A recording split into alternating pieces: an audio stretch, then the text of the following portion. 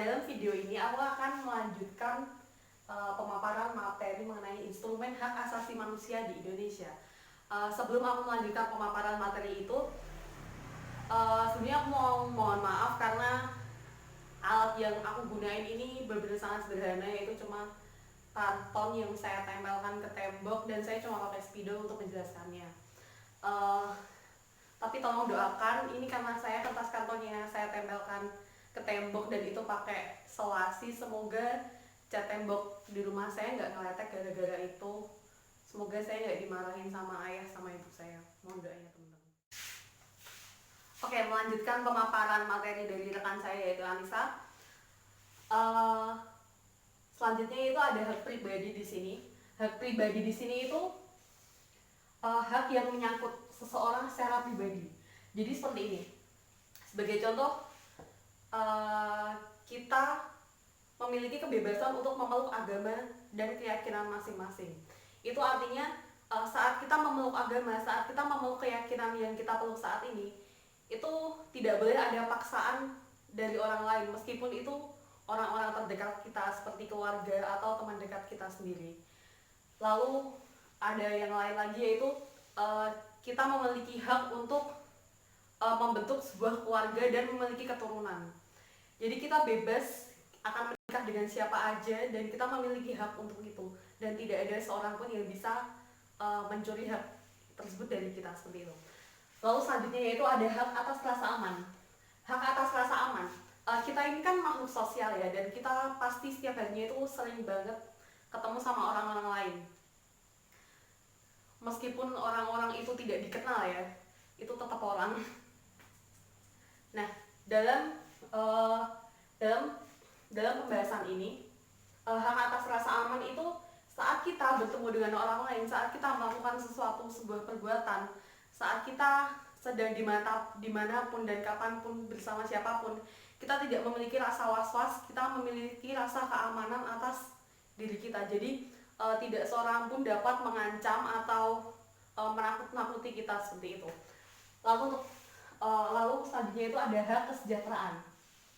Untuk hak kesejahteraan di sini, kita sebagai warga Indonesia tentu saja kesejahteraan kita itu ikut ditanggung oleh negara. Jadi seperti contoh, fakir, miskin, dan anak-anak terlantar itu sudah pasti harus diurus oleh negara. Seperti itu contohnya. Oke, selanjutnya itu ada hak wanita atau hak perempuan. Jadi dalam undang-undang mengenai hak asasi manusia ini, menurut saya dalam pasal mengenai hak perempuan atau hak wanita ini itu mengedepankan keadilan gender. Jadi seorang wanita berhak untuk memilih, dipilih, dan diangkat dalam pekerjaan, jabatan, profesi yang sesuai dengan persyaratan berdasarkan undang-undang. Implementasi yang lainnya yaitu ada seorang wanita itu berhak menerima pendidikan dan pengajaran di semua jenis, jenjang, dan jalur pendidikan sesuai dengan undang-undang. Jadi dalam memperoleh pendidikan, seorang wanita itu tidak boleh dibedakan dengan laki-laki. Jadi mereka itu sama apabila mereka dalam memperoleh pendidikan, seperti itu. Lalu selanjutnya itu ada hak anak. Dalam pasal-pasal hak anak itu sebagai contoh yaitu setiap anak berhak atas perlindungan dari orang tuanya atau orang di sekitarnya. Jadi seorang anak itu tidak boleh diperlakukan secara kasar, disiksa, apalagi dibunuh, seperti itu. Karena di poin pembahasan yang lainnya itu seorang anak sejak dalam kandungan juga memiliki hak untuk hidup, karena itu seorang anak tidak boleh dibunuh secara sengaja, seperti itu. Lalu selanjutnya seorang anak yang cacat fisik atau dia memiliki cacat mental, dia berhak menerima perlindungan, jaminan sosial, dan pengobatan lainnya dari pemerintah. Nah, lalu yang terakhir itu ada hak turut serta dalam pemerintahan. Dalam hak ini itu contohnya seperti ini. Saya sebagai warga negara bisa mengajukan diri sebagai anggota DPR. Jadi saya memiliki hak untuk dipilih, saya juga memiliki hak untuk memilih orang lain, seperti itu. Oke, materi selanjutnya yaitu ada hak dan kewajiban warga negara. Jadi wujud hubungan dari seorang warga negara dengan negaranya sendiri itu adalah hubungan berupa peran atau role. Jadi eh, baik seorang warga negara maupun dari negara tersebut, mereka memiliki peran masing-masing. Nah, agar terjalannya peran tersebut, maka mereka memiliki hak dan kewajiban seperti itu. Nah, untuk hak dan kewajiban warga negara Indonesia sendiri itu diatur dalam Undang-Undang 1945, yaitu pada pasal 27 sampai 34. Oke, yang pertama akan kita bahas yaitu hak warga negara. Hak warga negara ini sendiri yang tertera dalam pasal 27 sampai 34 ini ada banyak, dan saya akan menyebutkan beberapa, yaitu yang pertama ada hak atas pekerjaan dan penghidupan yang layak. Yang kedua itu ada hak untuk hidup dan mempertahankan kehidupan. Ketiga itu ada hak untuk membentuk keluarga dan melanjutkan keturunan. Keempat ada hak atas kelangsungan hidup. Lalu selanjutnya ada hak untuk mengembangkan diri, hak atas pengakuan, jaminan, perlindungan, dan kepastian hukum yang adil, serta perlakuan yang sama di depan hukum. Selanjutnya itu ada hak untuk mempunyai sebuah hak milik pribadi. Lalu yang terakhir itu ada hak untuk hidup, hak untuk tidak disiksa, hak kemerdekaan baik fisik maupun rohani, hak beragama, dan hak untuk tidak diperbudak. Lalu yang selanjutnya itu ada kewajiban seorang warga negara Indonesia. Kewajiban warga negara Indonesia ini dalam pasal 27 sampai 34 itu saya merangkumnya menjadi 3 poin. Yang pertama yaitu seorang warga negara itu wajib menaati hukum yang telah berlaku di negara Indonesia ini. Dan seorang warga negara harus menaati pemerintah. Lalu yang kedua itu ada kita sebagai warga negara itu wajib mengikuti sebuah upaya pembelaan terhadap negara kita. Lalu yang terakhir itu ada kita sebagai warga negara itu kita wajib menghormati hak asasi manusia orang lain. Karena kalau misal kita tidak menghormati hak asasi manusia orang lain, kita berarti udah melanggar hak asasi orang lain.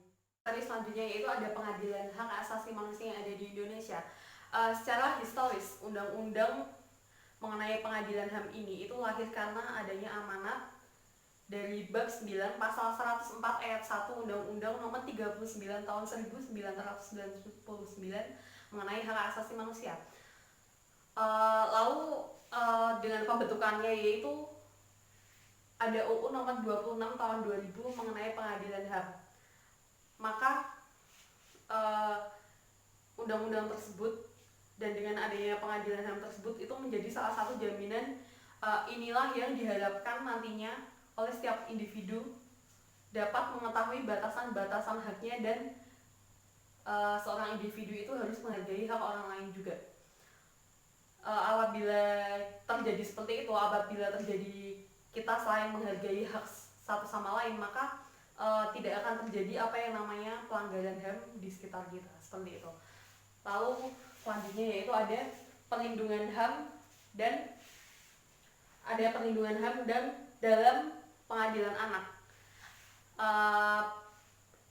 Dalam rangka penghormatan, perlindungan, penegakan, pemajuan, dan pemenuhan hak asasi dalam konteks anak berlawanan dengan hukum, Indonesia memegang komitmen dengan meratifikasi Konvensi Hak Anak dan dikeluarkan keputusan Presiden nomor 36 tahun 1990. Nah, prinsip-prinsip yang dilakukan oleh prinsip-prinsip yang dilakukan dalam Konvensi Hak Anak ini itu sangat relevan untuk diimplementasikan dalam sebuah sistem peradilan yang merupakan terpidananya itu adalah seorang anak, seperti itu. Nah, prinsip-prinsip yang ada itu yang pertama itu ada kepentingan terbaik bagi anak.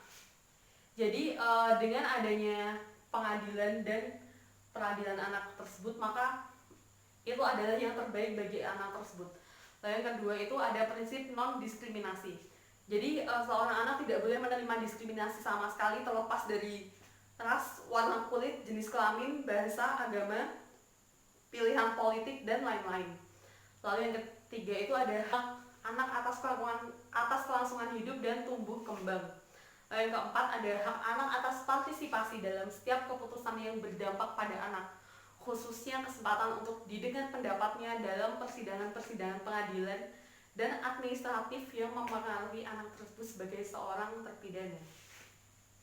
Selanjutnya yaitu dalam penanganan anak yang berhadapan dengan hukum ini, tentunya itu memerlukan komitmen yang sangat tinggi dari negara dan dari rakyat tentunya.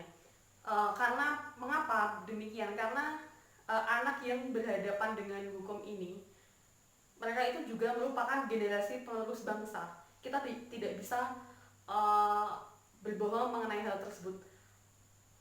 Karena itu setelah seorang anak melewati sebuah sistem peradilan anak, anak tersebut diharapkan dapat kembali bersosialisasi dan berintegrasi dengan masyarakat.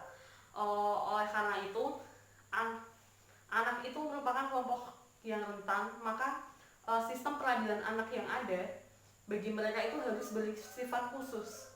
Oleh karena itu, karena karakteristiknya itu memiliki keterbatasan baik secara fisik, psikologi, kognitif dibandingkan dengan orang dewasa. Oke, jadi sekian pemaparan dari saya, Sonia, dan teman saya. Semoga teman-teman itu mengerti apa yang kita paparkan dan tanpa mengurangi rasa hormat.